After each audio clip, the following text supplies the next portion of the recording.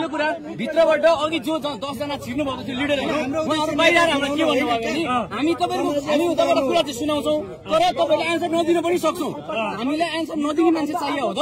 हिजो हामीलाई हाम्रो कुरा सुनिदिने मान्छे त थिएन नि त हटाएर बाहिर ल्याउने हामीले अनि उहाँहरुले के भन्नुहुन्छ बाहिर आएर हामी तपाईहरुको कुरा नसुन्न पनि पाउँछौं पहिलो कुरा त्यो स्वीकार्य छैन दोस्रो कुरा 10 जना भित्र छिर्छ गरे को प्रधानमन्त्री बनाउनु को जेन्जी भनेको पहिलो कुरा जेन्जी भने हामी हो जेन्जी भने 28 वर्ष उमेर पनि होला अनि नाममै यहाँ छ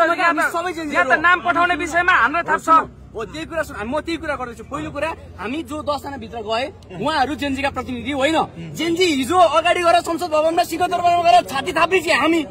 हामी पुलिसको प्रमाण के छ के को प्रमाण अहिले मेरो फेसबुक पेजमा गएर अहिले भर खुल्ला अहिले भर देखाउँछु तपाईलाई मिडियामा हेरौँ यहाँ सबैले त्यही भन्दैछन् क्या हो त्यहाँ यहाँ ल्याउनु म गोली हानेको कसले हाने भनेर यहाँ के छ भने सबैले मौ जेन्जी भनिरहेछ फ्रन्ट लाइनमा जहाँ तपाईहरु नजिक हामी छौं फ्रन्टलाइनमा सबै युवा गइरहेछ हामी अगाडि बसेर कुनै संगठनका एउटाले हिँड्नु पर्यो यहाँ को जेन्जी भनेरै डिस्कस गरिरहेको छ क्या मुख्य कुरा होइन यस्तो छ यो माछा बजारमा माछा किन्दाखेरि पर्ने डिस्कसन सुनिन्छ जेन्जी को हो के हो किन भनेर यहाँ भाइ उफ्री रिपोर्टिङ गरिरहेको छ यस्तै छ यहाँको स्थिति तपाई पनि जेन्जी हैन म जेन्जी हो